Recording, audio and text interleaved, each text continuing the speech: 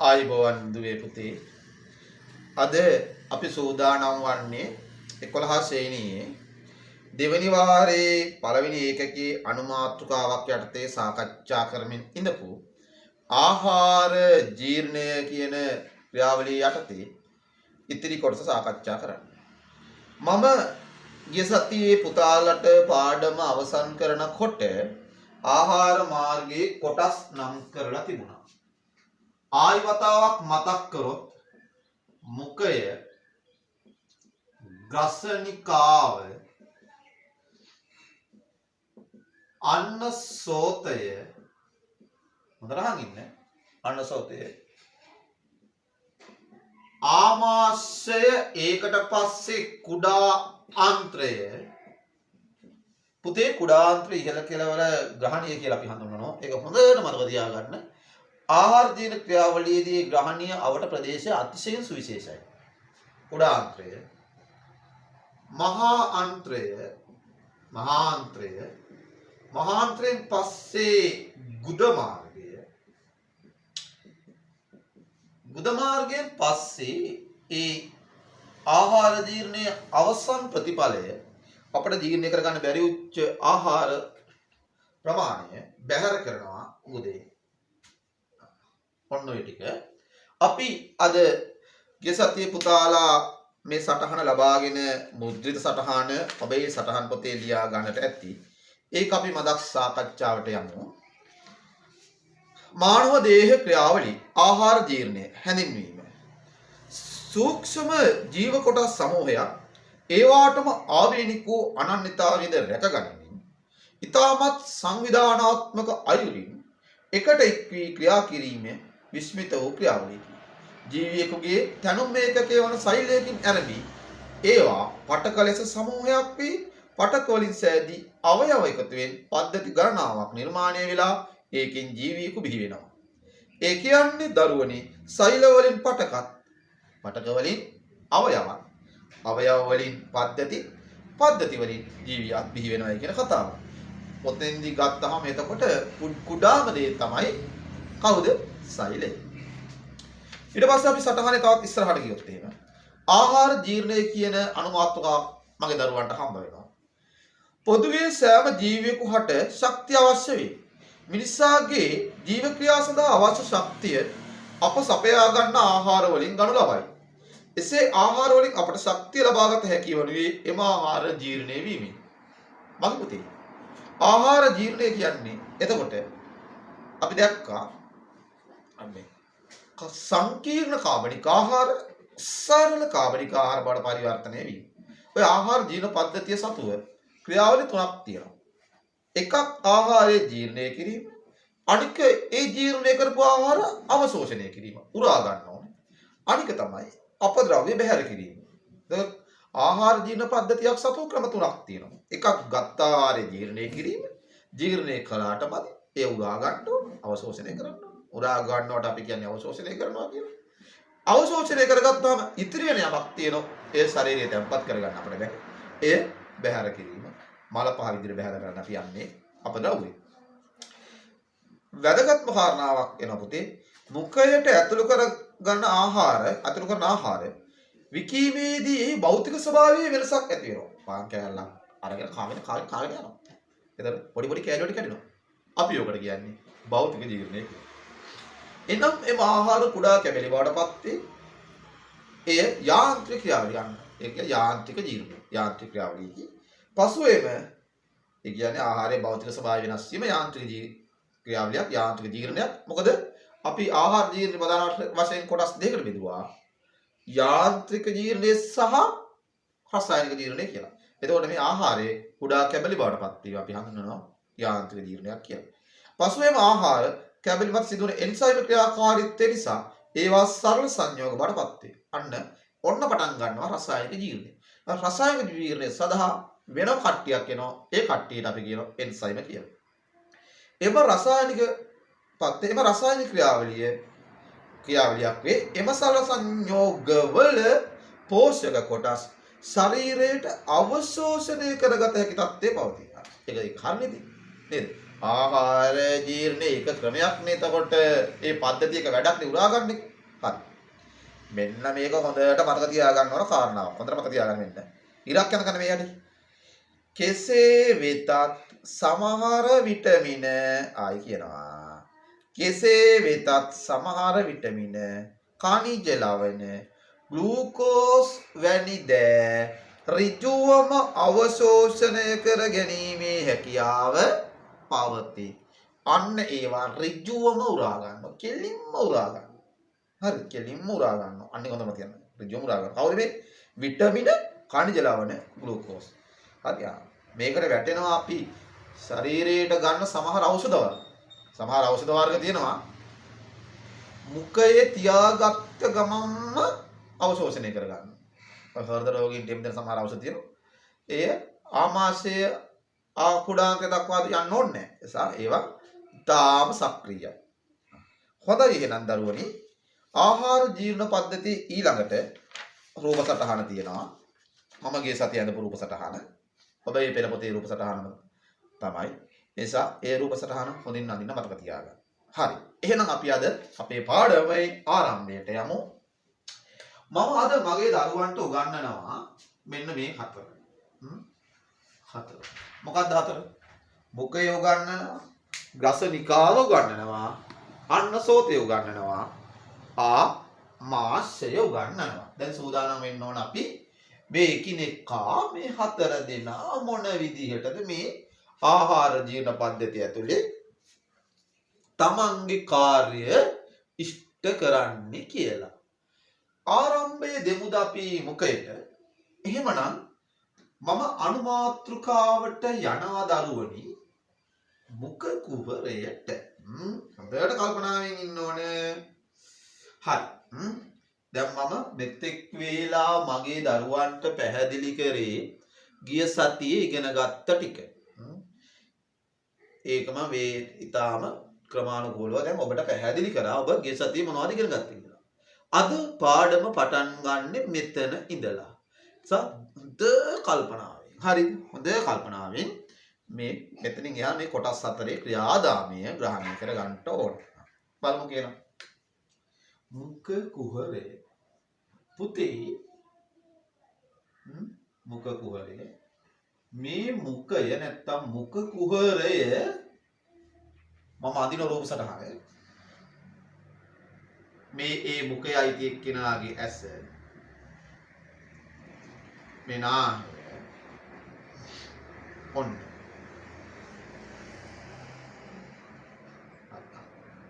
දැන් හරි නේද? ඔන්න හරි. මුඛ කුහරය පුතේ තොල් දෙකකින් සමන්විතයි මෙන්න මේ වගේ බාහිර. අපි කියනවා ඒකට මාංශල තොල් කියලා. එතකොට මානවයාගේ ආහාර මාර්ගයේ ඇරඹුම මුඛයේ පිටත ඇත තොල් දෙකක් මාංශල තොල් දෙකක්. අන්නේ තොල් දෙකින් එහා මේ කුහරය නිර්මාණය වෙන්නේ පුතේ හණු දෙකකින්. මේ තියෙන්නේ හණු දෙක. එකක් යටි හණුව එකක් උඩු හණුව. හැබැයි මේ යටි හණුව හරි සචලයි. චලනය වෙනවා. ඔබ හොල්ලන්නේ උඩ හණුව නෙවෙයි යටි හණුව. කුස් පහත් කරන්නේ යටි හණුව. යටි හණුව. එතකොට ඔබ සතු හණු දෙකයි උඩු හණුව සහ යටි හණුව. ඊට පස්සේ මෙයා සතුව තියෙන දරුවනි දිවක්. මාංශල දිවක්. පේශි වලින් සමන්විතයි. ඒකේ අස්ති නෑ. මුඛ කුහරේ මේ පහළ කොටසට සම්බන්ධ වෙලා තියෙනවා. අපි කියනවා අපර කොටසට සම්බන්ධ වෙලා කියලා. දිවක් තියෙනවා. ඔය දිවට පුළුවන් දරුවනි රස අපට දැනුම් දෙන්න. මොකක්ද දැනුම් දෙන්න පුළුවන්? රස. රස වර්ග දැනෙන රසාංකුර කියලා කොටස් මේකේ තියෙනවා. අපි ඒක ඉස්සරහට කතා කරමු. රස දැනෙනවා. මොකද ආහාරයට අතිශයින්ම රස ගැනීම වැදගත්. ඒ වගේම මෙයා කතනයටත් උදව් වෙනවා. හඬ උපදින්න. හරිද? අපේ ආහාරය මෙයා හොඳට එහෙට මෙහෙට චලනය කළා පොඩි මිශ්‍ර කිරීමකට උපකාරයක් කරනවා. ඊට පස්සේ මේකේ තියෙනවා මගේ රත්තරන් පැටියෝ දත් වර්ග 4ක් තියෙනවා. ඉස්සරහින්ම තියෙන දත් වලට අපි කියමු රදනක දත් කියලා. මගේ සටහනේ තියෙන පුතාලට දත් සංඛ්‍යාවත් එක්ක වැඩි මිනිස්සෙක්ගේ තියෙන උපරිම දත් සංඛ්‍යාව අපි කොහොමද දන්නව නේද? දත් සංඛ්‍යාවත් එක්ක මේක තියෙනවා. මේකේ ඉස්සරහින්ම තියෙන්නේ කෘන්තක දත්. ඔබ කෙසෙල් ගෙඩියක් වගේ දෙයක් ආහාරයට ගන්නකොට මෘදු දෙයක් ආහාරයට ගන්නකොට ඔය ඉස්සරහ තියෙන කෘන්තක දත් වලින් තමයි කඩාගන්නේ. පැත්‍රි දත්.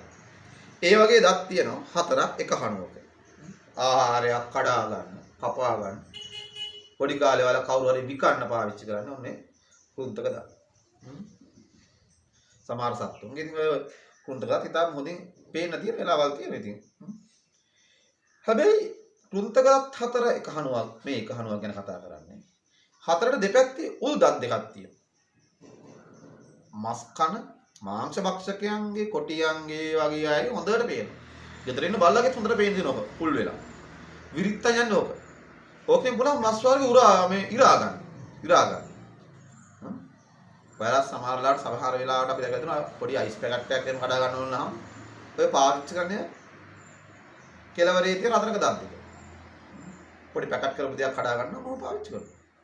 ඒක හරිය පහසුවෙන් කඩා ගන්න පුළුවන්. ඉරා ගන්න පුළුවන්.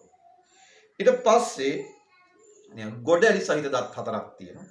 අපි කියන එකට පුරස්චාරක කියලා. ඉතින් ආහාර තලා ගන්න පුළුවන්. ඊට අතුරෙන් තව තියෙනවා චාරක දත් කියලා. ඒකෙන් අඹර ගන්න පුළුවන්. ගොඩක් අයට ඔය චාරක දත් එහෙම ඉන්නේ ටිකක් පරිණත වීම ආසන්නයේ අවුරුදු සමහරලාට අවුරුදු 17 18 දී චාරක දත් වෙන වෙලාවල් තියෙනවා. කෙලවරේ දත්. හොඳයි. එහෙමනම් මුඛය ගැන කතා කරද්දි මගේ පුතේ තොල් තිබුණා, දිව තිබුණා, දත් තියෙනවා.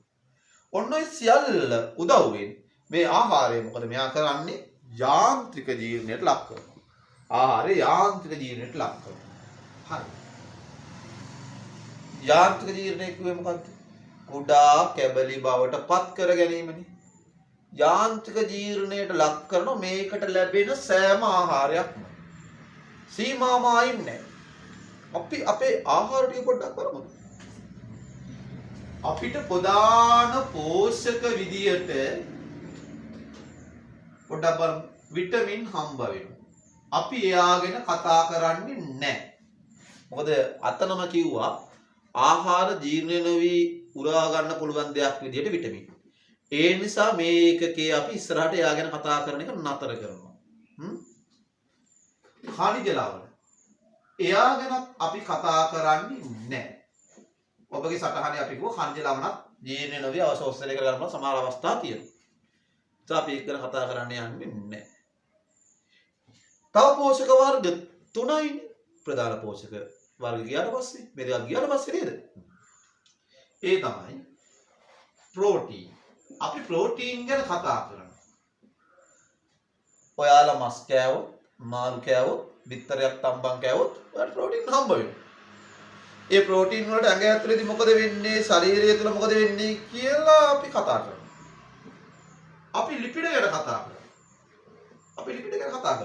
ඒ කියන්නේ තෙල්. ඔබ තෙල් සහිත මාගරින් ස්වල්පයක් ආහාරයට ගත්තොත් ඒක මොන විදිහටද ඔයාලගේ ශරීරය තුළ ගමන් කරන්නේ? මොකක්ද එයාට සිද්ධ වෙන්නේ කියලා අපි කතා කරනවා. ඊට පස්සේ කාබෝහයිඩ්‍රේට් යටතේ මොනවද තේරුම් ගන්න? කාබෝහයිඩ්‍රේට් යටතේ හොඳට තේරුම් ගන්න. අපි කතා කරනවා තේ ගැන. ඔයාලට මතකයි 10 වසරේ පළවෙනි වුණා මොනොසැකරයිඩ්, ඩයිසැකරයිඩ්, පොලිසැකරයිඩ්. හරිද? මොනොසැකරයිඩ්, ඩයිසැකරයිඩ් කියන්නේ සීනි වල. ග්ලූකෝස් මොනොසැකරයිඩ් එක, ෆ්‍රුක්ටෝස් මොනොසැකරයිඩ් එක, පළතුරු වල තියෙන ගැලක්ටෝස් මොනොසැකරයිඩ් එක. ඒ වගේම ඩයිසැකරයිඩ් එක අපි කතා කරා. Sucrose, මෝල්ටෝස්, lactose. ඒ කිසිවක් අපි දැන් මෙතන කතා කරන්නේ නැහැ. අපි මේ පොලිසැකරයිඩ් යටදී විච්ච ටිස්ට් එක විතරයි මේ ගමන යන්නේ. මොකද මෝල්ටෝස් සුක්‍රෝස් ග්ලූකෝස් ඉස්සරහදී හම්බ වෙනවා. අපි දැන් ඒගොල්ලෝගේ ජීර්ණය හා ඒ සිද්ධ වෙන දේවල් අපි අවසාන මොහොතේ කතා කරනවා. එතෙක් වෙනකන් අපි ගලාගෙන යන්නේ මෙන්න මේ දෙන්න අතහැරලා මෙන්න මේ තුන් දෙනා එක්ක. ඒක අපේ අධ්‍යයනයේ පහසුව. ඒක හරි ලේසි එතකොට. එහෙනම් දරුවනි මම මේ වෙනුවෙන් මෙතෙන් පටන් පාවිච්චි කරනවා කාබෝහයිඩ්‍රේට් සඳහා පිෂ්ඨය කියන වචනය. මේ ඒතර පිෂ්ඨය කියන කාබෝහයිඩ්‍රේට් වර්ගයේ පිළිබඳව තමයි මෙතනින් යා කතා කරන්නේ. හරි. ඒතර අනිකුත් මොනොසැකරයිඩ් ඩයිසැකරයිඩ් යටතේ තීවිච්ච ග්ලූකෝස් සුක්‍රෝස් කියන පසුව කතා කරනවා. තේරුම් ගන්න. හොඳයි. මෙයා මුඛයට ආවාට පස්සේ දැන් මේ තුන් දෙනා අයින් කරානේ. මෙයා අපිට මේ දෙන්න අපිට එපා. මේ දෙන්න අපිට එපා. මේ තුන් දෙනා මුඛයට එනවද? අපි හිතමු පාන් කැබැල්ලක්. පාන් කැබැල්ලක් එනවා අපේ මුඛය තුලට. පිෂ්ඨය තමයි තියෙන්නේ. ඒකේ මාගරිනුත් ගාලා තියෙනවා. අන්න ලිපිඩක් තියෙනවා. ඒක මැදින් බිත්තර කෑල්ලක් කියලා තවත් පාන් කෑල්ලක් තියලා තියෙනවා. ඔම්ලට් එකක් දාලා අපි හිතමු. එහෙමනම් පාන් පිත්තයි මාගරින් ආලේප කරලා බිත්තර ඔම්ලට් එකක් දාලා ආයි පාන් පිත් මාගරින් දාලා පාන් පිත්තක් කරලා ඔන්න දෙනවා දැන් වැඩි එකයි. හරිද? දැන් මේක ඇතුලේ මේ කෑම තුනම තියෙනවා. ආහාර වර්ග තුනම තියෙනවා. හැබැයි මේ තුනෙන් මුඛයට ගියාට පස්සේ මගේ පුතේ ප්‍රෝටීන් තිබිච්ච බිත්තර පොඩි කෑලි කැඩෙනවා විතරයි. ඒ කියන්නේ යාන්ත්‍රික ජීර්ණය වෙනවා විතරයි. රසායනික ජීර්ණයට ලක් වෙන්නේ නැහැ. දැන් එහෙමනම් මම එතෙන්දි තේරුම් ගන්න මෙයාට මුකුත් වෙන්නේ නැහැ. ලිපිඩ අනේ එයත් රසායනික ජීර්ණයට ලක් වෙන්නේ අර යාන්ත්‍රික ජීර්ණයට ලක් වෙනවා. ඒ කියන්නේ පොඩි පොඩි කෑලි වලට කැඩෙනවා විතරයි. ඒ කියන්නේ ඒ මම අර කලින් කතා කර ආහාරයේ තිබිච්ච පාන් පිත්තයි මාගරිනුයි බිත්තර ස්වල්පයයි අපි හිතමු ගත්තාම ඒකේ තිබිච්ච බිත්තරත් පොඩි පොඩි කැබලි බවට පත් වෙනවා මිසක මුකුත් උනේ නැහැ. ඒකේ තියෙන මාගරිනුත් පොඩි පොඩි කැබලි බවට පත් වෙනවා මිසක මුකුත් උනේ නැහැ. හැබැයි මෙන්න පාන් වලට වැඩක් පටන් ගන්න හදන්නේ. ආහාරයේ තිබිච්ච පිෂ්ඨය අර විදිහේ කුඩා කැබලි වෙනවා. අර විදිහේ යාන්ත්‍රික ජීර්ණයට ලක් වෙනවා. ඒ වගේම යා රසායනික ජීර්ණයකට ලක් වෙනවා. මගේ පුතේ ඔන්න ආහාර ජීර්ණ ක්‍රියාවලියේ පළමු රසායනික ජීර්ණය ආරම්භෙන්නයි හදන්නේ. කුමන ආහාර ප්‍රභේදයේ මතද මේ වෙන්නේ? කාබෝහයිඩ්‍රේට් විශේෂයක් වෙන කවුරු මතද? පිෂ්ඨය මත. අන්න ඒ ක්‍රියාදාමයේ ආරම්භම බලමු. මගේ පුතේ මේ මුඛයේ හොඳට අහන් ඉන්න. කේට ග්‍රන්ථි තියෙනවා. මේ මුඛයේ කේට ග්‍රන්ථි තියෙනවා. ඔය කේට ග්‍රන්ථි වලින් කේටය අපිට ලබා දෙනවා. කේටය අපි කියන්නේ ශාවය කරනවා කියලා. ඔය කේටයේ තියෙනවා සුවිශේෂී රසායනික ද්‍රව්‍යයක්. ඒකට අපි කියනවා ටයලින් කියලා. ටයලින් කියන එන්සයිමය ඔන්න ඔය කේටේ අන්තර්ගතයි. මේ ටයලින්ට පුළුවන් මේ දෙන්නට මුකුත් කරන්න යාට බෑ. පිෂ්ඨයට විපර්යාසයක් කරන්න එයාට පුළුවන්මයි පුතේ පිෂ්ඨය මත ක්‍රියා කරලා අපිට හැට පේන්නේ නැහැ මේක. හොඳද? අපිට මේක හැට පේන්නේ නැහැ. පිෂ්ඨය මත ක්‍රියා කරලා සීනි జాතියක් හදන්න. සීනි නම් මොන රහයිද? සීනි නම් පැණි රහයි. එහෙනම් මගේ පුතාලා මතක තියාගන්න අද ගෙදර ගියාම පාන් කැබැල්ලක් කටේ තියාගෙන ටික වේලාවක් හපාගෙන ඉන්න. හපාගෙන ඉන්න. එකපාර ගිරින් නැතුව. ටික වේලාවකදී දැනෙනවා ඔබේ කටට පැණි රසක්. හේතුව මේ පැණි රස නැති පිෂ්ඨය කටේදී අර මුඛයේ කේටයක් ආපු ටයලින් එන්සයිමය නිසා සීනි වර්ගයක් හැදෙනවා. මෙන්න පුතේ ඒ සීනි జాතිය මෝල්ටෝස්. පැණි රසයි. ඩයිසැකරයිඩ් වර්ගයක්. අර ග්ලූකෝස් වගේ සරල සීනි නෙමෙයි මේ. පැණි රසයි හැබැයි මෝල්ටෝස්. හරි නිකන් අර සුක්‍රෝස් වගේ. මෝල්ටෝස් තියෙනවා. ඔයාලා මතක් කරොත් සමහර ඇට ಜಾති පැලවෙනකොට ආහාරයට ගත්තොත් පැණි රසයි. ඒ පුතේ මෙන්න මේ මෝල්ටෝස් හැදිච්ච නිසා. ඉස්සර ගෙවල් වල කොස් අස්සන වැඩි කාලයට කොස් ඇට වැලි ගොඩක් ඇතුලේ තැම්පත් කරලා ගබඩා කරලා තියෙනවා. ඒකට කිව්වේ වැලි කොස් ඇට කියලා. ඒ කොස් ඇට වල තියෙන්නේ පිෂ්ඨය. හැබැයි කාලයත් සමග මේ පිෂ්ඨය යම් ආකාරයක ක්‍රියාවලියට ලක් කරලා මෝටෝස් බවට යම් ප්‍රමාණයක් පත් වෙච්ච අවස්ථා තියෙනවා. එහිම වෙලාවකට වැලි කොස් ඇට තම්බල කෑවොත් අපේ දරුවන්ට පැණි රසයක් අනිවාර්යයෙන් මුක්ති විඳින්න පුළුවන්. ඒ නිසා ඒක ඉස්සර ගොඩාක් ගෙවල් වල වැලි කොස් ඇට මුල්ලක් වෙනම තිබුණා. ඒකේ කොස් ඇට තම්බල කෑවාම මේ පැණි රසයට හේතුනේ මෙන්න මේ මෝල්ටෝස් කියන ඩයිසැකරයිඩ් වර්ගයේ අද පැණි රස කාරකයක් පැණි රස ද්‍රව්‍යයක්. එහෙමනම් මේ ආහාර මාර්ගය තුල මුඛයට ගියපු ප්‍රෝටීන් ලිපිඩ පිෂ්ඨය කියන මෙන්න මේ සංඝටක වලින් ප්‍රෝටීන් වලට කිසිවක් සිද්ධ වුණේ නැහැ. ලිපිඩ වලට කිසිවක් සිද්ධ වුණේ නැහැ. හැබැයි පිෂ්ඨය පැණි රස ඇති මෝල්ටෝස් බවට පරිවර්තනය වුණා. ඔන්න තව රහසක් කියනවා. පාන් පෙත්තම කෑවයි කියලා හිතමු. පෙත්තම මේ தත්ත්වයටපත් වෙන්නේ නැහැ හොඳද? ටිකයි මෝල්ටෝස් වෙන්නේ. ටිකක් ඉතුරු වෙනවා.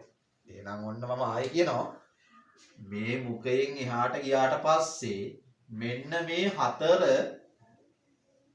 යන්නේ ඉස්සරහට යන්නේ ඔන්න ඔය හතර. හොඳට බලන්න හතර. ප්‍රෝටීන් යනවා ඉස්සරහට මුකුත් වෙලා නැහැ. ලිපිඩ යනවා ඉස්සරහට මුකුත් වෙලා නැහැ. එතකොට මගේ පුතලා බලයි. පිෂ්ඨය මෝල්ටෝස් වෙනවයි කියලා කිව්වනේ. වෙනවා තමයි. කාපු ඔක්කොම එහෙම වෙන්නේ නැහැ. හරිද?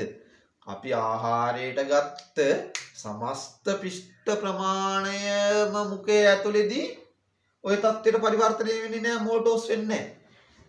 ටිකයි වෙන්නේ.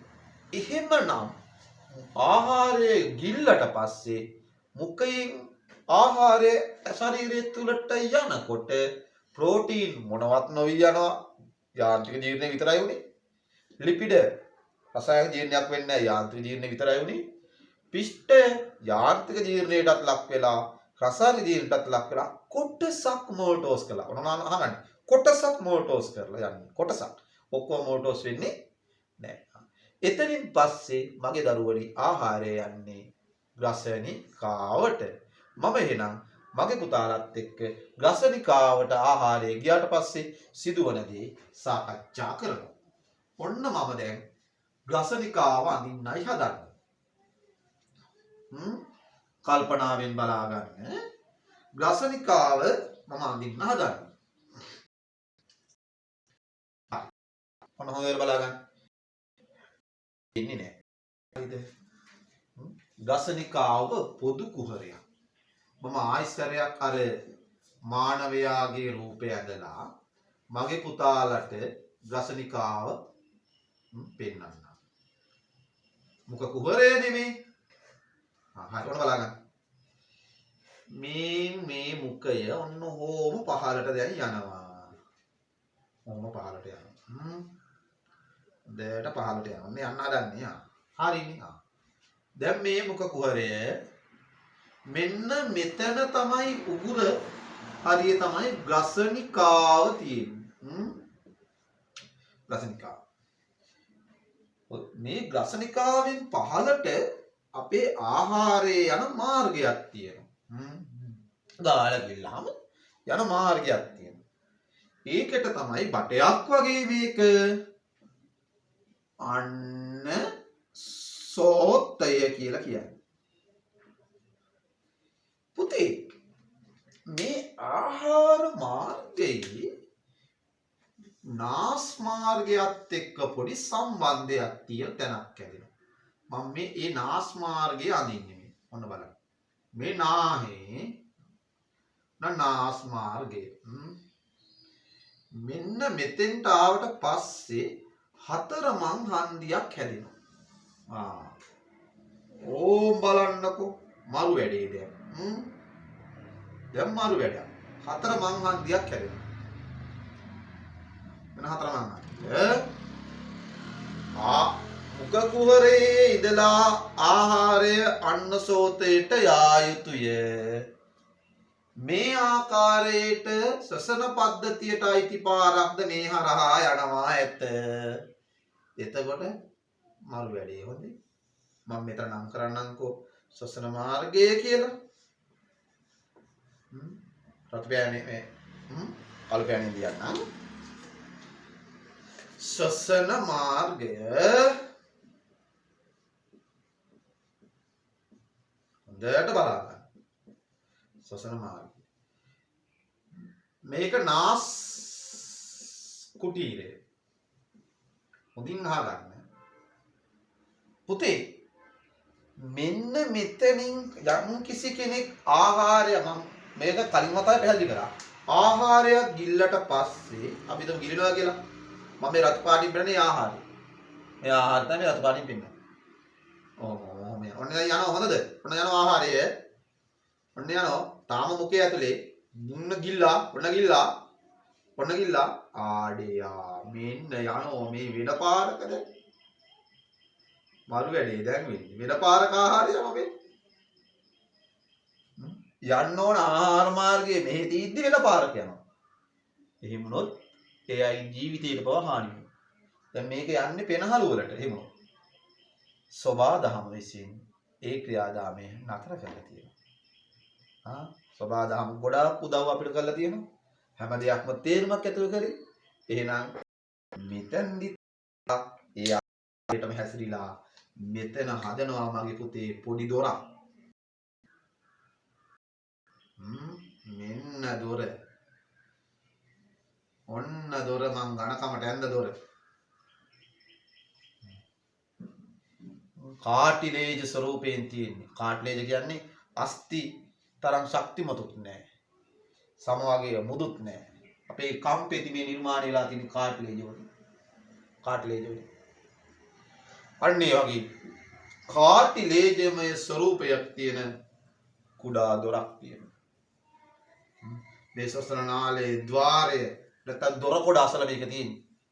මේක සාමාන්‍යයෙන් අපි ආහාර ගිලින් නැත්තම් විවෘත වෙලා තියෙන්න ඕන.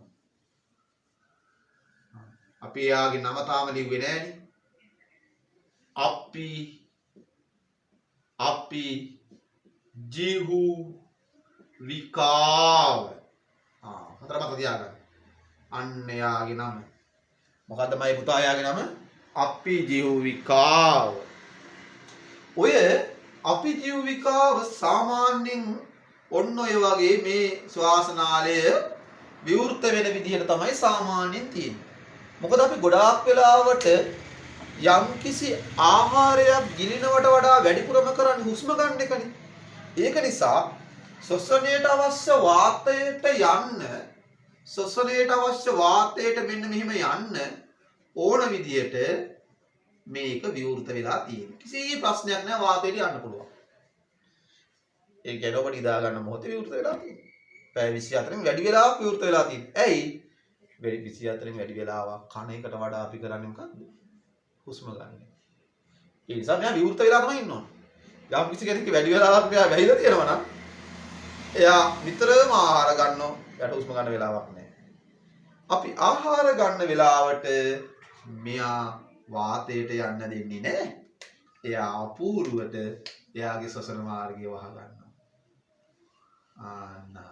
දැන් අර අපේ රතු පාට ආහාර ගුලිය මේ අපි අඳින රතු පාටින් අඳින්නේ ආහාර ගුලිය. ඒ රතු පාට ආහාරයේ ගුලිය ඔන්න එනවා. දැන් වැටෙන්නේ නෑ ශ්වසන මාර්ගයට. දැන් හරියට හරි. දැන් ආහාර යන්න ඕන තැනට යනවා. යන්න ඕන කොතෙන්ටද? අන්න සෝතයට. එතනින් පස්සේ තමයි යන්නේ කොතෙන්ටද? ආමාශයට. බලන්න මේ දොර කොච්චර වටිනවද කියලා. මේ දොරේ ක්‍රියාකාරීත්වය මගේ දරුවන්ට තේරුම් ගන්න පුළුවන්. පුතාලා කෙල ස්වල්පයක් ගිලින ගමන් හුස්ම ගන්න බලන්නකෝ. කෙල ස්වල්පයක් ගිලින ගමන් මය පුතාලා හුස්ම ගන්න බලන්නෝ. දෙකම එක සැරේ කරන්න පුළුවන්ද බලන්න. බෑ නේද? ගිලින ගමන් හුස්ම ගන්න බෑ. මොකද අපි යමක් ගිලින වෙලාවට ශ්වසන මාර්ගය වහනවා. කවුද මේ වහන්නේ? අපි ජීවිකාව. එහෙනම් හොඳයි. මගේ පුතාලට දැන් තේරුණා ආහාර මාර්ගයේ ගසනිකාවේ ආහාර මාර්ගයේ කොටසක් වෙන ගසනිකාවේ හැසිරීම. මේ ගසනිකාවට දැන් මොනවද එන්නේ? ප්‍රෝටීන් එනවා, ලිපිඩ වෙනවා, පිෂ්ඨය එනවා. ඉතුරු වෙච්ච පිෂ්ඨය ඔක්කොම පිෂ්ඨේ නෑ. ටිකක් පිෂ්ඨය කවුරු වෙලාද? මෝල්ටෝස් වෙලා. ටිකක් පිෂ්ඨය මෝල්ටෝස් වෙලා. හරි. එතන ලොකු වෙලාවක් ආහාරය රැඳෙන්නේ නෑනේ. මෙතන අපිට ආහාරය අපි එහෙම ඒ හරිය ගසනිකාය ලොකු වෙලාවක් නෑ. එතනින් යා අපූර්වට තල්ලු කරනවා ඊළඟ මාර්ගය කවුද? අන්න සෝතය. පුතේ මේ අන්න සෝතය සාමාන්‍යයෙන් පවතින්නේ හැකිලිලා. මම අන්න සෝතයක් අඳිනවා. අතරින් අඳිනවා. අන්න සෝතය දැන් රසනිකාවක් මම මකන්නම්කෝ. අන්න සෝතය තියාගන්න. අන්න සෝතය සාමාන්‍යයෙන් තියෙන්නේ රූප සටහනෙන්ද බටයක් සිහින් නාලයක් ඔන්න ඔහොම හැකිලිලා තියෙන්නේ. හරි හැකිලිච්ච නාලයක්. හැකිලිච්ච නාලයක්. ඔය නාලයට ආහාරයක් ගියාම ඒ නාලයේ විසින් ආහාරය තල්ලු කරනවා. අපි ඒකට කියන්නේ ක්‍රමාකුංචන චලනය. ඔන්න මගේ පුතාලට අලුත් වචනයක් කියනවා. ක්‍රමාකුංචන චලනය. මම ඒක බෝඩ් එකේ ලියන්න. දැන් මේ ටික ඕන වෙන්නේ නැහැ අපිට.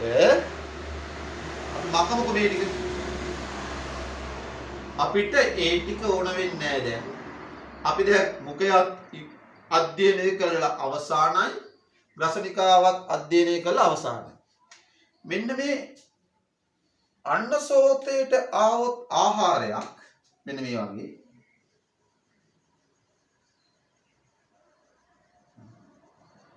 මොම ආවොත් එහෙම මොන එන්න හදන්නේ. හරි එන්න හදන්නේ. අර ආහාරයට ඉඩ දෙනවා. මම ආහාරය මේ අන්නසෝතය තුලට ගෙන ආවොත් එහෙම මෙන්න මෙහෙම. අන්නසෝතය තුලට මම ආහාරය අරගෙන ආවා. ඉඩ දෙනවා.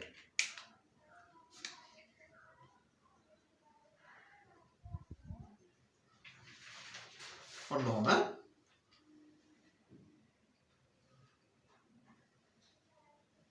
මෙහාට යන්න ඉඩ දෙනවා.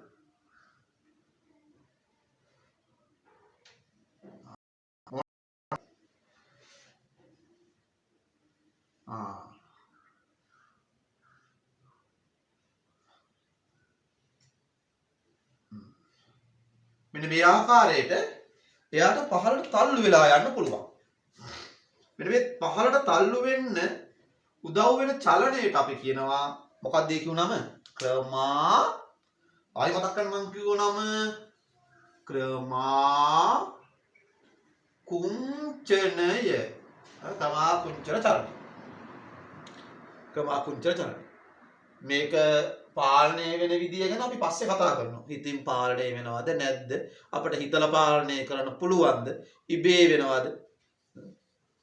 හරි. ඊට පස්සේ අපි තවත් බැලුවොත් එහෙම ඊට පස්සේ මොහොතේදී මේ ආහාර ගුලිය ආයි පහළට යනකොට අර කලින් තිබූ විස්තරය වෙච්ච ප්‍රමාණය මහත් වෙච්ච ප්‍රමාණය අඩු වෙලා ආයි ඒක පහළට යනවා. මොන බලන්න මෙන්න වෙලේ. දැන් ආහාරය පහළට යනකොට මේක සුවිශේෂී චලිතයක්. ක්‍රමාකුංචල චලිතය. දැන් ආහාරයේ තියෙන්නේ මේ හරිය. පහළට ඇවිල්ලා. දැන් ඒ හරිය තමයි නාලය මහත් වෙන්නේ.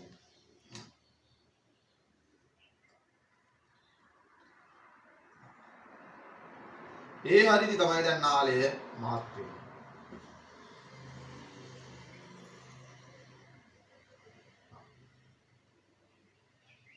බලන්න. දැන් කලින් තිබූ විස්තරණය වෙච්ච ප්‍රමාණය අඩු වෙලා යනවා. මෙන්න මේ ආකාරයට ක්‍රමාකුංචන චලිතය මගින් ආහාරය යනවා ආමාශය වෙතට. කොතෙන්ද යන්නේ මයි පුතේ? ආමාශය වෙතට.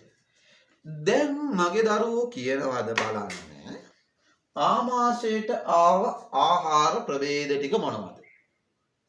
මුඛයට ගත්ත ප්‍රෝටීන් කිසිවක් සිද්ධ නොවී ආවා. මුඛයට ගත්ත ලිපිඩ කිසිවක් සිද්ධ නොවී ආවා. මුඛයට ගත්ත පිෂ්ඨය ටිකක් කවුරු වෙලාද? මෝල්ටෝස් වෙලා. ಜಾති 3ක් ගත්ත ආව 4ක් ආමාශයට. ඔය 4 ගසනිකාවේදී එනකොට කිසිවක් සිද්ධ වුණේ නැහැ. අන්න සෝතේදී එනකොට කිසිවක් සිද්ධ වුණේ නැහැ. දැන් බලමු මගේ පුතාලා ආමාශයේදී මොකද වෙන්නේ කියලා. දැන් හොඳට දැන් අපිට බඩ පිට මත පිටින් අත ගන්න පුළුවන් අපේ ආමාශය. මල්ලක් වගේ මේ ආමාශය. බඩගිනි දැනෙනකොට දැනෙන්නේ ඔතෙන්ට. අපි බලමු ඇයි බඩගිනි දැනෙන්නේ කියලා. ඇයි ඔතෙන්ටම දැනෙන්නේ කියලා. ඔතන தත්ත්වය කොහොමද කියලා අපි සාකච්ඡා කරමු. දැන් එහෙමනම් මගේ දරුවොත් එක්ක මම යන ඊළඟ අනුමාත්‍රකාව තමයි මොකද්ද මගේ පුතේ? ආමාශය. දැන් මම කතා කරේ බලමු. මුඛය කතා කරා, රසනිකාව කතා කරා, අන්න සෝතය කතා කරා. දැන් සූදානම් වෙන්නේ ආමාශය කතා කරන්න. හොඳයි දරුවනි. අපි දැන් ආමාශය ගැන බලමු. ආමාශය කියන්නේ දුවේ පුතේ මල්ලක් වගේ ව්‍යුහයක්. මේක පේශි වලින් තමයි නිර්මාණය වෙලා තියෙන්නේ. මල්ලක් ආකාර ව්‍යුහයක්. ඔබට ඔබේ ආමාශය අතර දැනෙනවා. මේ හොඳට ඇදෙන සුළුයි.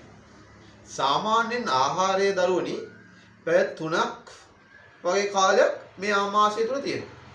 පැය 3ක් විතර කාලයක්. මේකේ තියෙන මේ පේශි නිසා ක්‍රමාකුංචල චලනයක් සිද්ධ වෙනවා. ඒ කියන්නේ යම් ආකාරයකට ආහාරය අන්තණයට ලක් කිරීම. දැන් ආහාරයට මෙන්න මොනවද? ප්‍රෝටීන් ලිපිඩ එනවා, පිෂ්ඨ එනවා, මෝල්ටෝස් එනවා. පුතේ මේ ආමාශය ඇතුලේ ඒ ආමාශයික යුස කියලා කියනවා. මගේ දරුවෝ දන්නවද මේක අන්තර්ගත ඒවා අපි සාකච්ඡා කරනවා ප්‍රධාන පිළිබඳව. ඒ තමයි මේක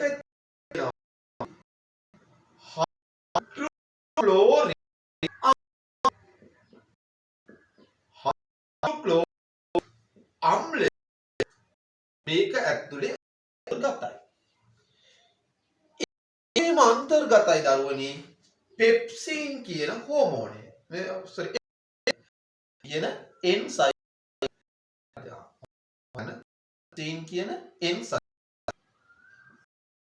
පෙප්සින් කියන තව තියෙනවා රෙනින් කියන එන්සයිම්. ඒ කියන්නේ ආමාශයික යුසී බොහෝ දේවානයක් අන්තර්ගතයි.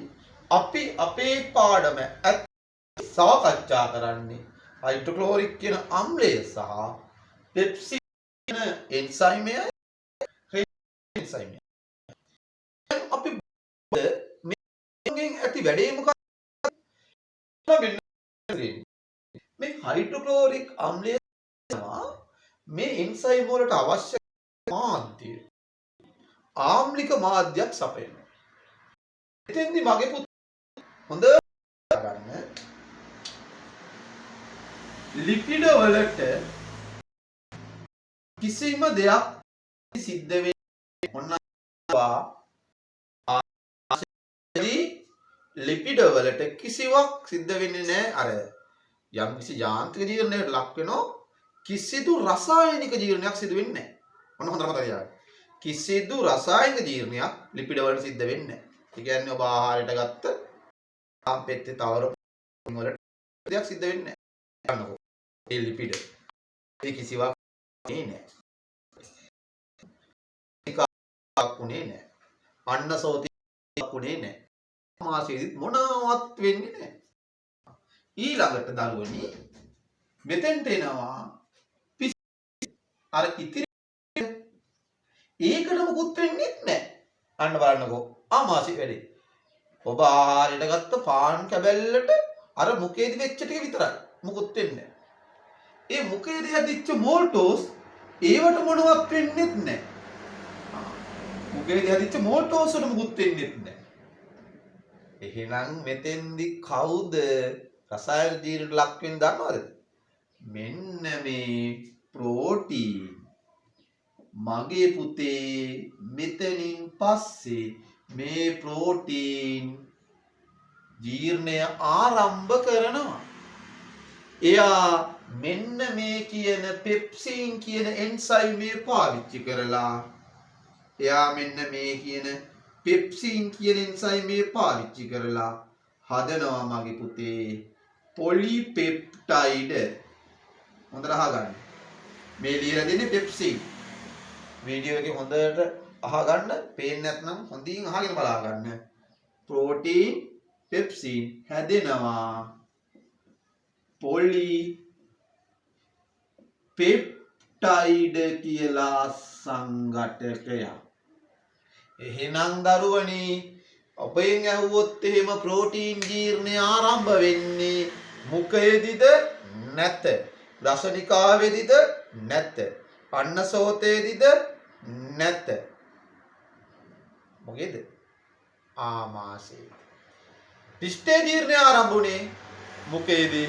ලිපිඩ ජීර්ණය තවම ආරම්භී නොමැත. තවම ආරම්භී නොමැත.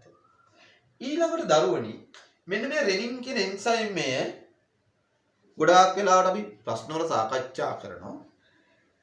ඔයාලා දැකලා ඇති කුඩා දරුවෝ සමහර වෙලාවට ලදරුවෝ කිරි වමනය දානවා. එයා බොන්නේ මවගෙන් නුරාගෙන දියර කිරි. හැබැයි එයා වමනය දානකොට දාන්නේ කිරි පොඩි පොඩි කැටි ගැසීමකට ලක් කරනවා. අන්නේ කිරි කැටි ගැසීමේ ක්‍රියාවලියට ලක් කරන්නේ මෙන්න මේ එන්සයිමය. එහෙමනම් ආමාශය තුලදී දියර කිරි පානය කර දරුවෙකුගේ මෙන්න මේ රෙනින් කියන එන්සයිමේ බලපෑම නිසා කැටි ගැසුණු කිරි සෑදෙන්න පුළුවන්. කැටි ගැසුණ නැත්නම් අපි ලියමු කිරි කැටි ගැසීම. කිරි කැටි ගැසීම. හරි පැටියෝ. මෙන්න මේ මිශ්‍රණයට අපි වචනයක් පාවිච්චි කරනවා ආමලසය. මොකද කියන්නේ? ආමලසය. එතන මෙන්න මේ ආමලසය ඇතුලේ තියෙන මෙන්න මේවා. මොනවාද? හැම ප්‍රෝටීන් ප්‍රමාණයක්ම මෙතෙන්දී ජීර්ණය වෙන්නේ නැහැ. එතකොට යම් ප්‍රමාණයක් ප්‍රෝටීන් තියෙනවා, පොලිපෙප්ටයිඩ් තියෙනවා, මෝල්ටෝස් තියෙනවා, පිෂ්ඨය තියෙනවා, ලිපිඩ තියෙනවා. මේක අපි කියන ආමලසය. මෙතන හොඳට ජලයක් තියෙනවා. හොඳ තලපයක් මේ. හොඳ තලපයක්. පුතේ මේ සාමාන්‍යයෙන් ආමාශයේදී ආහාර අවශෝෂණය උනේ නැති වුණාට ජලය khනිජ ලවණ, විටමින් වගේ සමහර සංඝටක අවශෝෂණය කර ගැනීමේ හැකියාව ආමාශයට තියෙනවා. එහෙනම් අපි ආයසරයක් යමුකෝ ආමාශයට. ආමාශය තුල රසායනික ජීර්ණය සිදු වෙනවා. යාන්ත්‍රික ජීර්ණයක් යම් ප්‍රමාණයකට සිදු වෙනවා. ඒකේ තියෙන පේශි මගින් රසායනික ජීර්ණය සිදු වෙනවා ප්‍රෝටීන් වලටයි කිරි වලටයි. මොකද දැන් මෙතන කිරි වලදී කිරි කැටි ගැසීමක් සිද්ධ වෙනවා. රෙනින් කියන එන්සයිමෙන් එක ලදරුවක් එක විශේෂ අවස්ථාවක්. මේ අපේ ප්‍රධාන වශයෙන් අපි මෙතන ගියා කතා කරන්නේ මේ ප්‍රෝටීන් පොලිපෙප්ටයිඩ් බවට පරිවර්තනය වීම සම්බන්ධව. හොඳයි මගේ දරුවනි. එහෙමනම් අපි ආමාශයේ මේ ආමලසය තලපයක් ආකාරයට තමයි පවතින්නේ. එයා ඉන් අනතුරුව යනවා කුඩා අන්ත්‍රේ ආරම්භ කොටස වෙන කාටද? ඔව් ග්‍රහණීය වෙත. මොකද ආරම්භක කොටස වෙන ග්‍රහණීය වෙත යනවා. මෙන්න මේ ග්‍රහණීය වෙත ගියාට පස්සේ අපේ ආමාශය මොකද වෙන්නේ? හිස් වෙනවා. අන්නේ හිස් වුණාම මේ ආමාශයේ වේදනාවක් දැනෙනවා. ඒ වේදනාව යනවා අපේ මොළයට. අන්න එතකොට තමයි අපට බඩගින්නක් දැනෙන්නේ. දැන් ආමාශය තුල හිස්වීමත් එක්ක අපට කුසගින්නක් දැනෙනවා. ඒක පණිවිඩයක්. ආමාශයයි පුරවන්න ඕන කියන කාරණාවට පණිවිඩයක් තමයි ඒ අපේ මොළයට ගමන් කරන්නේ. හරි පුතේ. එහෙනම් ආමලසය තුල තියෙනවා ලිපිඩ, පිෂ්ඨය, මෝල්ටෝස්, හඳුනාගෙන ඉන්න ප්‍රෝටීන්, පොලිපෙප්ටයිඩ්, ජලය, ඊට පස්සේ ඔය khනිජ ලවණ, විටමින් ඔය කාරණා ටික තියෙනවා. හැබැයි සාමාන්‍යයෙන් ජීර්ණඵල මේක අවශෝෂණය කරගත්තේ නැති වුණාට මෙයාට පුළුවන්කම තියෙන ආමාශයේදී සමහර ඖෂධ වර්ග, ග්ලූකෝස්, ජලය වගේ ඒවා ආමාශයේදී අවශෝෂණය කරගන්නවා. ඒක සුවිශේෂී තත්ත්වයක්.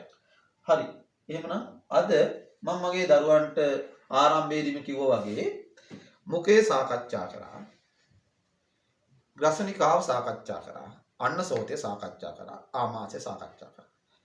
දැන් මගේ සූදානම ඒ අපේ ආරම්භයේ ආයසරයක් සාරාංශයක් විදියට මතක් කරන්න. සාරාංශයක් විදියට මතක් කරන්න. පටන් ගමු. මුඛය කණු දෙකක් සහිතයි. දත් තියෙනවා, දිවක් තියෙනවා. මාංශල තොල් දෙකකින් සමන්විතයි. මේකට ගන්න ආහාර වලින් බෞද්ධ මේ යාන්ත්‍රික ජීර්ණයක් සිද්ධ වෙනවා. ඒ යාන්ත්‍රික ජීර්ණයේදී කුඩා කැබලි බවට පරිවර්තනය වීම සිද්ධ වෙනවා. ඊට පස්සේ රසායනික ජීර්ණය ආරම්භ කරනවා පිෂ්ඨය. එයා යම් ප්‍රමාණයක් මෝල්ටෝස් බවට පත් වෙනවා. එයා යම් ප්‍රමාණයක් මෝල්ටෝස් බවට පත් වෙනවා. ඊට පස්සේ ග්‍රසනිකාවට යනවා. ග්‍රසනිකාවේදී අපේ ජීවිකාව වැහිලා සසන මාර්ගයට යන එක නතර කරන අපේ ජීවිකාවෙන් ඒ සසන මාර්ගයේ ద్వාරය වැහිලා. ඊට පස්සේ ආහාරය අන්නසෝතයට එනවා. අන්නසෝතේ එන චලිතය අපි කියන ක්‍රමාකුංචන චලනයක්. ඒ දෙකේදීම රසායනික ජීර්ණයක් සිදු වෙන තරම් කාලයක් ගත වෙන්නේ නැහැ. ඊට පස්සේ ආහාරය එනවා ආමාශයට. මේ මල්ලක් වගේ මේක ඇතුලේදී ආමාශික යුෂ කියන දියරය තියෙනවා. ඒ ආම්ලිකයි. ඒකට හේතුව හයිඩ්‍රොක්ලෝරික් අම්ලය තියෙනවා. මෙතන එන්සයිම් දෙකක් තියෙනවා. පෙප්සින් එන්සයිම සහ රෙනින් එන්සයිම. රෙනින් වැදගත්. මොකද හේතුව එයා කුඩා දරුවන්ගේ කිරි කැටි ගැසීමට උපකාරී වෙනවා. ඊට පස්සේ ප්‍රෝටීන් ජීර්ණය ආරම්භ වෙනවා රසායනික ජීර්ණයක් විදියට මෙතෙන්දී. ඒ තමයි ප්‍රෝටීන් පෙප්සින් නිසා පොලිපෙප්ටයිඩ් බවට පරිවර්තනය වෙනවා. එහෙමනම් මෙතෙන්ට පැමිණිච්ච ආහාර වලින් ලිපිඩ ජීර්ණය තාම ආරම්භ වෙලාවක් නැහැ. ලිපිඩ ජීර්ණය ආරම්භ වෙලාවක් නැහැ. පිෂ්ඨය අපේ ජීර්ණය මුඛයේදී සිද්ධ වෙච්ච ප්‍රමාණය පමණයි. මුඛයේදී යම් ප්‍රමාණයක් ජීර්ණ වෙලා මෝල්ටෝස් බවට පත් වුණා. මෙතෙක් වෙලා ජීර්ණය නොවෙච්ච ප්‍රෝටීන් දැන් ජීර්ණය ආරම්භ කරා. ඒ තමයි පොලිපෙප්ටයිඩ් සැරිය. ඊට පස්සේ මේක ඇති අන්තර්ගතය තලපයක් වගේ අපි ඒකට කියනවා ආමලසය කියලා. ඉන් අනතුරුව කුඩාන්ත්‍රයේ ඉහළ කොටස වෙන ග්‍රහණියට මේ ගමන් කරනවා. එතකොට ආමාශය දැනෙන ඔය ලිහිල් භාවයත් එක්ක හිස්වීමත් එක්ක වේදනාවක් දැනෙනවා. ඒක තමයි සාමාන්‍ය කුසගින්න විදියට අපට පණිවිඩයක් විදියට ලැබෙන්නේ. හොඳයි පුතේ. අපි ඊළඟ සතියේ උතර නතර කරතන ඉඳලා. ඒ කියන්නේ කුඩාන්ත්‍රයේ ක්‍රියාවලිය, මහාන්ත්‍රයේ ක්‍රියාවලිය, ගුදේ ක්‍රියාවලිය සහ ගුද මාර්ගයේ ක්‍රියාවලිය සාකච්ඡා කරලා ඉන් අනතුරුව ආහාර මාර්ගය අවස්ථ රෝග සාකච්ඡා කරලා මේ පාඩමේ මෙම කොටස අවසන් කරගන්න පුළුවන්. ඒ කියන්නේ ආහාර ජීවන පද්ධතිය. එහෙනම් අර නැවත වතාවක් කියනවා වගේ පුතාලා ගත්ත සටහන ඔබේ සටහන පොතේ ලියා ගන්න. අපි එහෙමනම් නතර කර තැන සිට ඉදිරියට පාඩම ගොඩනගා ගමු ඊළඟ දවසේ. ආයුබෝවන්.